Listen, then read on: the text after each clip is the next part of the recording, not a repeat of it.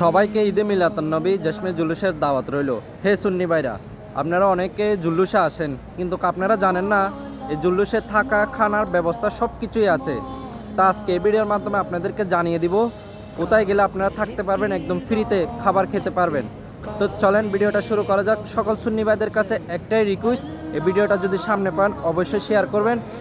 হিন্দু, মুসলিম, বৌদ্ধ, খ্রিস্টান যারা আছেন, বেদাত বাহিনী, ওয়াবি, সবাইকে আমি দাওয়াত দিলাম আমার হাতে বানানো এক গ্লাস শরবত হলেও খেতে আসবেন। তো চলেন এই ভিডিওটা শুরু করা যাক। কোথায় গেলে কোন জিনিসটা আপনারা একদম বিনামূল্যে পাবেন, একদম ফ্রিতে খেতে পারবেন, তো সেটা নিয়ে আজকের ভিডিও। চলেন ভিডিওটা শুরু করা যাক। ও অনেকেরই মনে প্রশ্ন, জুলুসের কাজ কতটুকু করা হয়েছে? কাজ ধরেছে বেশি দিন হয় নাই, কয়েকদিন হয়েছে। তো জুলুসের কাজ হতে বেশি দিন সময় লাগবে না, কয়েকদিনের ভিতরে হয়ে যাবে। এখানে একটা জিনিস আপনাদেরকে ক্লিয়ার করে দিই, সে জিনিসটা হচ্ছে আপনারা যারা 2 নম্বর গেট 16 শহর এবং মুরাদপুর থেকে আসবেন, তারা সোজা চাইলে লেলবিট দিয়ে হেঁটে চলে আসতে পারেন। আর যারা এই ব্রিজটা বানানো হচ্ছে, সেই ব্রিজটা হচ্ছে একদম শর্টকাটের জন্য, যার কারণে যারা সবাই এই ব্রিজটা দিয়ে মাঠে শর্টকাটে চলে আসতে পারে। কারণ এদিকে যদি লেলবিট দিয়ে আসতে হয় তাহলে একটু ঘুরে আসতে হবে, সেই কারণে এই ব্রিজটা বানানো হয় প্রতি বছর। আপনারা যারা 2 নম্বর গেট 16 শহর এবং মুরাদপুর থেকে আসবেন, তারা সোজা লেলবিট দিয়ে হেঁটে চলে আসতে পারেন। আর যারা অক্সিজেন থেকে আসবেন, তারা বিবিরহাট মোড়ে গাড়িটা রেখে হেঁটে চলে আসতে পারেন, একদম শর্টকাট।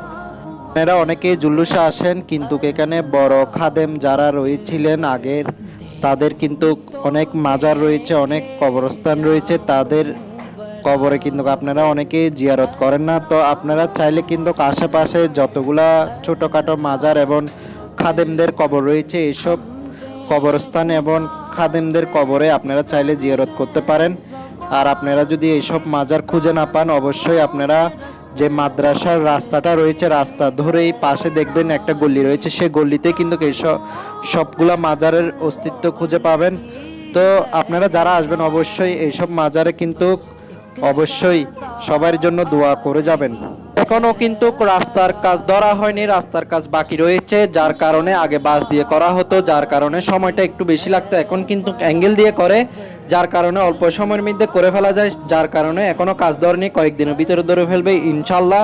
আপনাদেরকে ভিডিওর মাধ্যমে দেখিয়ে দিব। এটাই সেই গল্লি, যে গল্লি দিয়ে আমাদের তাহির শাহ হুজুর অথবা হুজুর কেবলা যে আসুক না কেন, এটা দিয়েই আসবেন। এবং তাদের থাকার ব্যবস্থা কিন্তু এখানে করা আছে, সব কিছু আছে। আপনারা চাইলে যারা দূর দূরান্ত থেকে আসেন, তারা এখানে থাকতে পারেন। তাদের জন্য থাকার ব্যবস্থা, খাবারের ব্যবস্থা, সব কিছু একদম বিনামূল্যে সব কিছু এখানে করা আছে। এটা হচ্ছে হাঙ্কা শরীফ। আপনারা যারা দূর দূরান্ত থেকে আসেন, তারা থাকার জন্য খুঁজতেছেন অথবা খাবারের জন্য খুঁজতেছেন, তারা হাঙ্কা শরীফে আসতে পারেন। হাঙ্কা শরীফে আসলে সব কিছু একদম বিনামূল্যে পাবেন।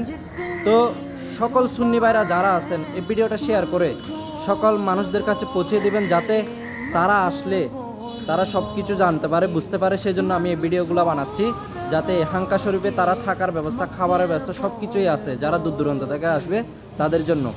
আর আমাদের হুজুর কেবলা তাহির শাহ হুজুর এখানেই থাকেন, উপরেই থাকেন। আর এখানে প্রতিদিন সকালে নামাজ পড়ান, এখানে 3 তালার মধ্যে প্রতিদিন সকালে নামাজ পড়ান। তো আপনারা চাইলে ফজরের নামাজ হুজুরের সাথেও পড়তে পারেন, ফজরের নামাজটা হুজুরের সাথেও পড়তে পারেন। অবশ্যই সুন্নি ভাইরা অবশ্যই ভিডিওটা শেয়ার করবেন। আপনারা তো দেখতেই পারতেছেন রাস্তার পাশে অনেকগুলা মাজার রয়েছে, যেসব মাজারের কথা অনেকেরই অজানা। তো আমি এই ভিডিওর মাধ্যমে সেই মাজারগুলো তুলে ধরেছি।